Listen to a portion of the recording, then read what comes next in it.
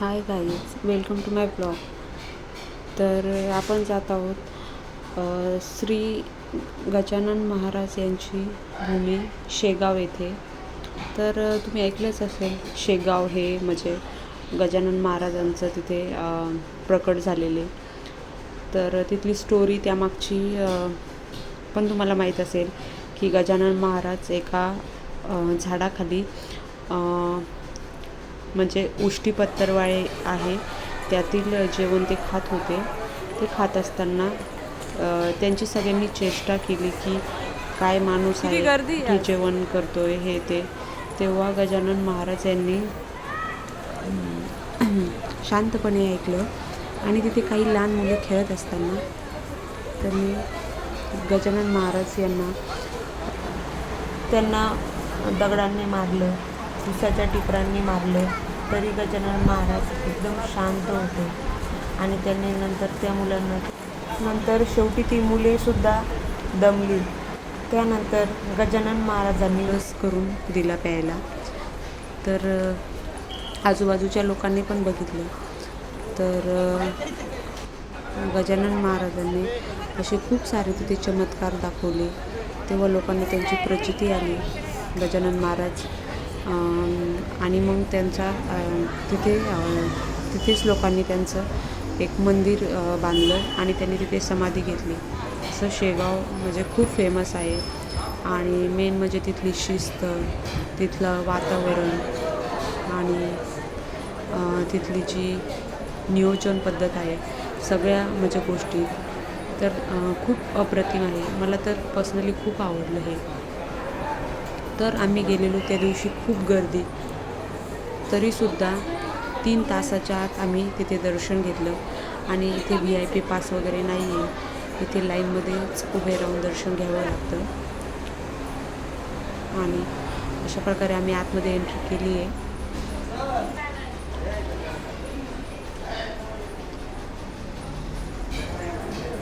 तर इथे सिनियर सिटिझनसाठी वॉशरूमची सोय आहे. म्हणजे लाईनमध्ये असताना जर कोणाला जायचं असेल तर पिण्याच्या पाण्याची सोय आहे. तसंच त्यांना जर उभे राहून म्हणजे त्रास होत असेल तर बसण्यासाठी पण तिथे व्यवस्था केलेली आहे. आणि त्यांचे जे स्टाफ आहेत ते प्रत्येक ठिकाणी आहेत. कोणाला काही हेल्प पाहिजे असेल तर मदत करण्यासाठी तिथेच ते सतर्क असतात.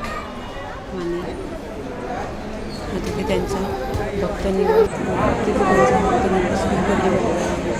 आनंद सागर भक्तनिवास, आनंद विहार भक्तनिवास अशा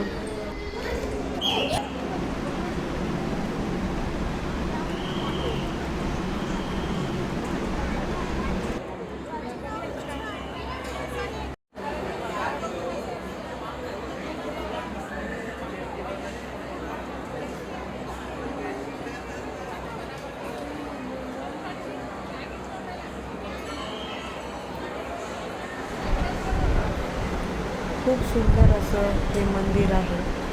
आणि या मंदिराचं बांधकाम पण असं बघून असं वाटतं की खूप प्राचीन आहे, पण ते नवीन आहे, म्हणजे असं खूप जुनं पण नाही आहे.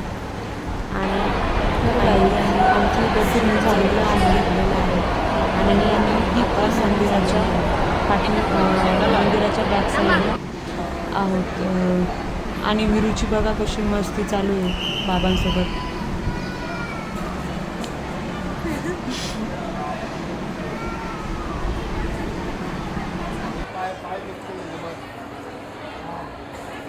तर गाईज आम्हाला खूप भूक लागलेली, कारण आम्ही सकाळपासून काहीच खाल्लेलं नव्हतं.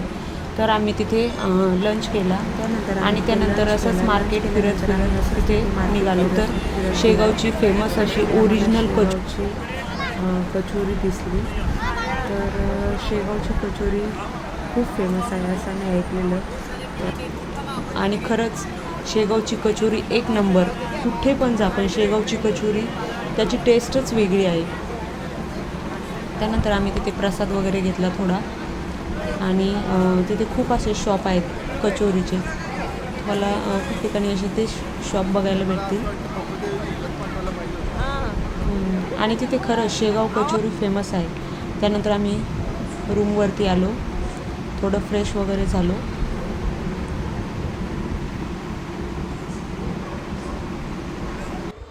तर गाईस आम्ही तिथे इव्हिनिंगला परत गेलो, थोडंसं मार्केटमध्ये आजूबाजूला फिरलो आणि रात्री डिनरला आम्ही म्हणजे ज्या हॉटेलमध्ये आम्ही थांबलो आहे तिथेच आम्ही रात्री डिनर केलेला.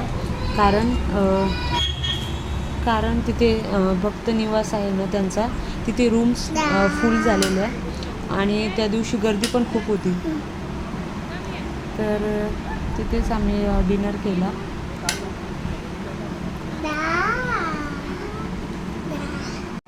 तर हे आहे हॉटेल जिथे आम्ही थांबलेलो आणि याच्या एक्झॅक्ट समोरच आणि हॉटेलच्या एक्झॅक्ट समोर त्यांचा भक्तनिवास रूम आहेत, आनंद विहार.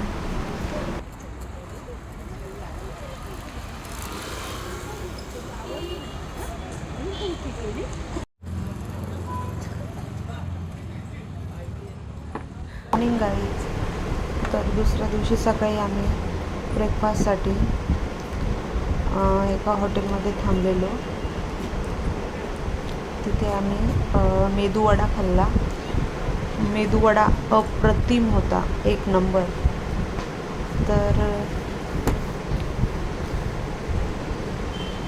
मस्त ब्रेकफास्ट केला. त्यानंतर आम्ही घरी रिटर्न निघालो. तर गाईज खरंच शेगाव हे खूप खूप असं ठिकाण आहे की जिथे जाऊन मन अगदी प्रसन्न होतं. तर नक्की विजिट करा.